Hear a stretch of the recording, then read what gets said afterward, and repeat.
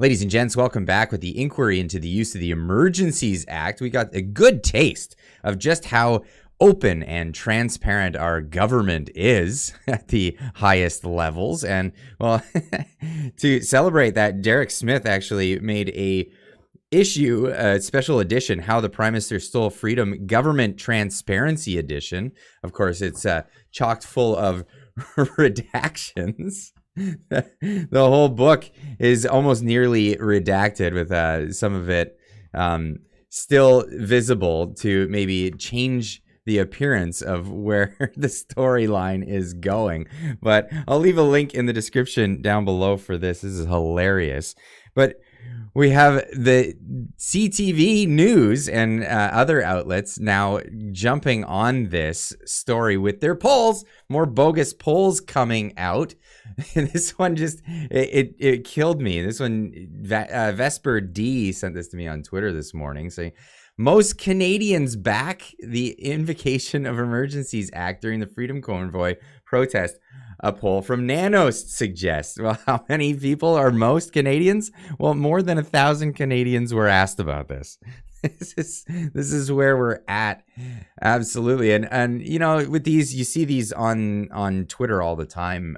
You tend to think this is parody. This isn't reality, but nope. This is a real article from CTV News. Most Canadians back Invocation of Emergencies Act during Freedom Convoy protests.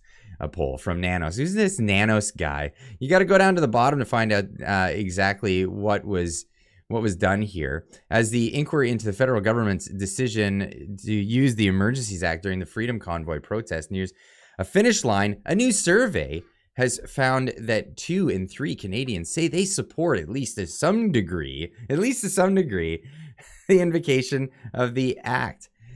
I'll get into this part, but you got to scroll to the bottom to find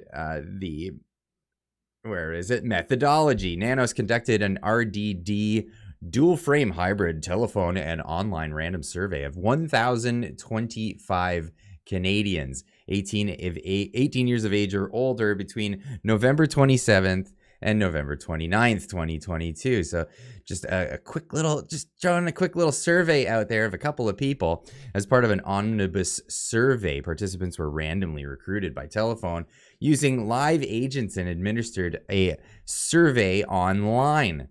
The sample included both land and cell lines across Canada, and the results were statistically checked and weighed by age, gender, using the latest census information, and the sample is geographically stratified to be representative of Canada.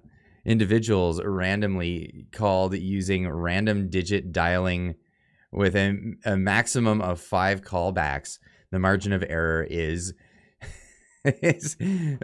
plus or minus 3.1 percentage points, 19 times out of 20. And of course, they run these polls and they'll run them constantly until they find one that they like the results of. Even CTV runs their own polls. And Jackie on Twitter here puts this out because the Globe and Mail also used this poll to write a story about. But they run polls all the time. Should Ottawa Carleton District School Board mandates mandate masks in schools? Clearly a no on that poll. No again on another poll. Are you going to go shopping on Black Friday? No. But they don't write stories on these polls when the numbers come not in their own favor. If it's not their opinion that they want to put out there already. Now the Globe and Mail put this story out today as well using the same poll. Majority of Canadians favor Emergencies Act invocation. Poll shows, and it's here we got it. Looks like a majority of Canadians are on board with what was done. Nanos researcher Nick Nanos said, and this is this guy Nick Nanos. He's essentially a political pundit that holds a poll company. Now, people have done other online polls. There was a recent one that I covered recently where I believe CTV or something. So I think it was a Nanos poll as well that covered whether or not people wanted mask mandates back. Now, CTV, to their credit, ran a poll on Twitter, and I believe it was 130,000 people replied to this poll, answered no, they don't want mandates. And, well, it was, 75% of those people did not want the mandates. And this is where our news is going. It's going in the direction of wagging the dog. You find the results that you want, and then you then you report on it. As more than 1,000 Canadians were asked about their thoughts about the Emergencies Act in a survey conducted by Nanos Research in the days after Prime Minister Trudeau took this stand at the inquiry. Of the respondents, 48% said they support the use of the Emergencies Act, while 18% said they somewhat support the decision. In addition, 23% said they oppose the use of the act, and 7% said they somewhat oppose it. So they use this language.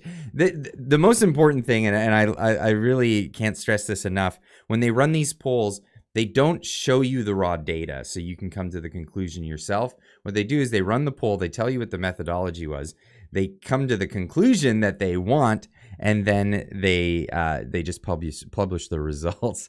They don't show you what it is, and there is no links. Obviously, there's no links to where you can go to find out more of this information. But the news is it's getting ridiculous at this point, where it starts becoming almost parody of itself. And here we are.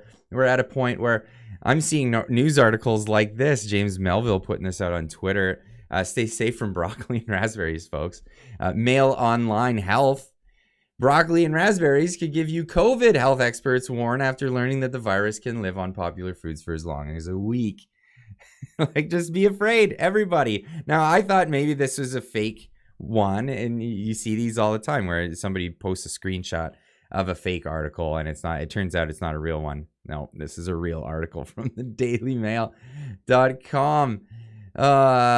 We've got it here. Broccoli and raspberries could give you COVID, health experts warn after learning that virus can live on popular foods for as long as a week. Tests found that coronavirus lived longer on produce with uneven surfaces. So be afraid, be very afraid of all these things that are coming at you. But what do you say to this? What do you say to this?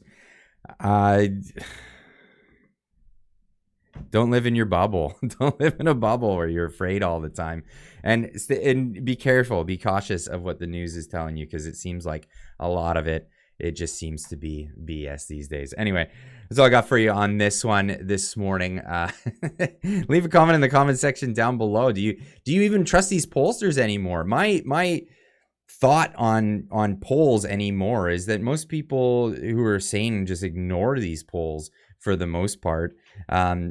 And well, you get a skewed response, because there's lots of people that end up answering these polls. They seem to go one way, and they don't seem to reflect reality. We saw before other Nanos polls saying that a politician who had support for the convoy, that they were disfavored in Canada, and then right after that, Pierre Poilievre was elected the leader of the Conservatives. They ran that poll to show Canadians that he wasn't going to win. And, well, it went the opposite way than they said that it was going to go. But anyway, leave a comment in the comment section down below. Let me know what you think about the polls. Do you answer polls? Are you one of the few in the sample group of 1,000 that actually do answer these polls and give your opinion? Anyway, we'll see you in the next one. Keep on trucking.